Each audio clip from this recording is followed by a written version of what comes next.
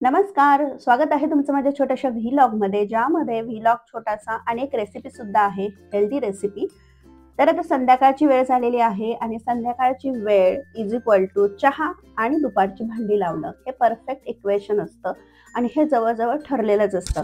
तर मी एका साईडला चहा ठेवलेला आहे आणि दुसऱ्या बाजूला मी जी काही भांडी दुपारची घासली गेलेली होती ती आता मी इकडे लावते.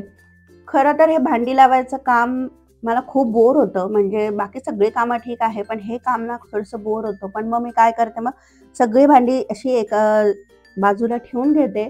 जिकडची जागा आहे, जिथे ठेवायची असतात त्याप्रमाणे सगळी गड्डी लावून घेते आणि जी ओलसर भांडी असतात ती थोडीशी पुसून घेते. म्हणजे मग कॅबिनेट खराब होत नाही आणि झटपट मग ती त्याच्या त्याच्या जागेवर लावून देते. म्हणजे कसं होतं, किचनमध्ये पुढचं काम करायला जर किचनचं प्लॅटफॉर्म मोकळा असेल, स्वच्छ असेल, तर पुढचा स्वयंपाक करायला वगैरे आपल्याला थोडंसं फ्रेश वाटतं त्यासाठी. आणि भांडी लावून झाल्यावर किचनचा निम्मा भार हलका होतो आणि जरा चांगलं वाटतं. भांडी लावत आहे तोपर्यंत एका साईडला चहा पण उकळायला ठेवलेला आहे मी.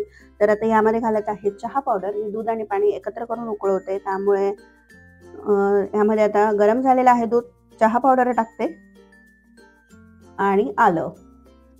तर इकडे खलबत्त्यामध्ये आलं कुटून घेते आणि ते आलं सुद्धा मी चहामध्ये घालणार आहे. मोस्टली आमच्याकडे आल्याचा चहा आवडतो. एक गवती चहाचा सुद्धा चहा छान लागतो, पण इकडे गवती चहा मिळत नाही, त्यामुळे मग आल्याचा चहा.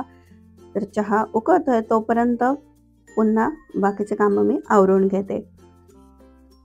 आता हा चहा थोडासा कमी करते मी आणि 5 मिनिटं उकळू देते, म्हणजे मग तो छान असा स्ट्रॉंग चहा होतो.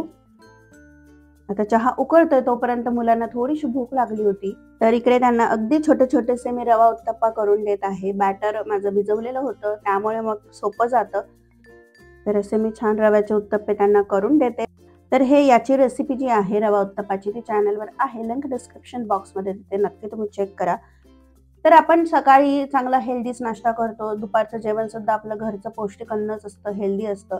आणि जर संध्याकाळच्या वेळेस असं होतं ना, की थोडीशीच भूक असते आपल्याला आणि त्या भुक्यामध्ये आपण मग काय करतो, की बऱ्याचदा अनहेल्दी ऑप्शन आपल्याकडून खाल्ले जातात, जसं की बिस्किट, टोस्ट किंवा मग एखादं चिप्सचं पॅकेट आपण खाल्लं वगैरे वगैरे, असं बरंचदा होतं. कधीतरी ते खाणं ठीक आहे, पण नेहमी नाही.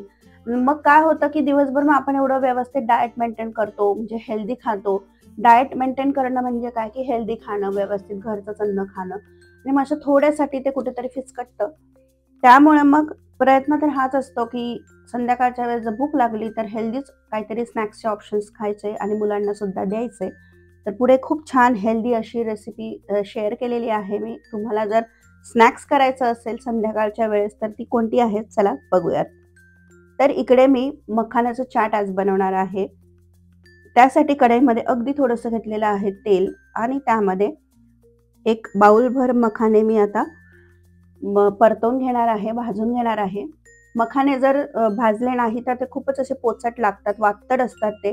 त्यांना भाजलं व्यवस्थित की ते असे मस्त कुरकुरीत होतात आणि खायला सुद्धा ते छान लागतात.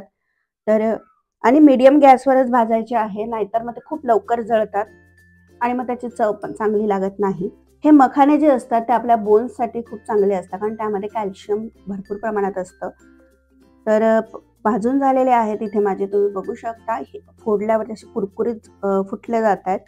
तर परत थोडंसं तेल घातलेलं आहे आणि त्यामध्ये मी मुठभर शेंगदाणे पण परतवून घेत आहे. छान असे जसे आपण तळतो त्याप्रमाणे ते भाजून घ्यायचे आहेत.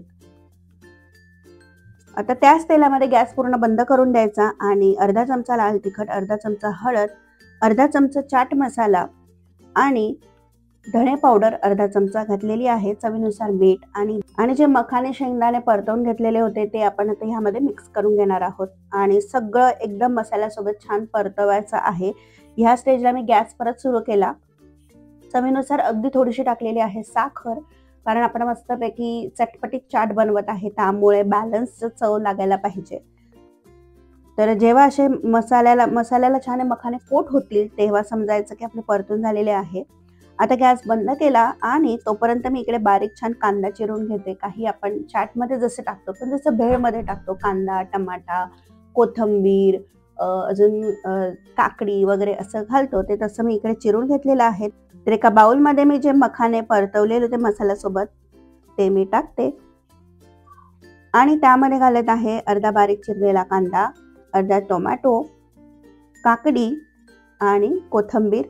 चवीनुसार घालायचं आहे मीठ आणि तुम्हाला आणि लिंबूचा रस. जर तुम्हाला इथे थोडंसं तिखट टाकायचं असेल तरी पण टाकू शकता, पण गरज नाही. आणि एकदम मस्तपैकी मिक्स करायचं आहे आणि लगेच खायचं. असं चटपटीत मखाना चाट बनवून तयार झालेला आहे. 4-5 वाजता जेव्हा आपल्याला छोटीशी भूक असते तेव्हा तुम्ही हा पदार्थ नक्की करून बघा आणि चाट केल्यावर झटपट खा, म्हणजे ते सॉगी होणार नाही. तर असं मस्तपैकी मखाना चाट बनवून तयार झालेला आहे. आता आम्ही ते एन्जॉय करतो आणि तुम्ही चॅनलला सबस्क्राईब करा आणि रेसिपी नक्की करून बघा. पुन्हा भेटूयात नवीन एका व्हिडिओ.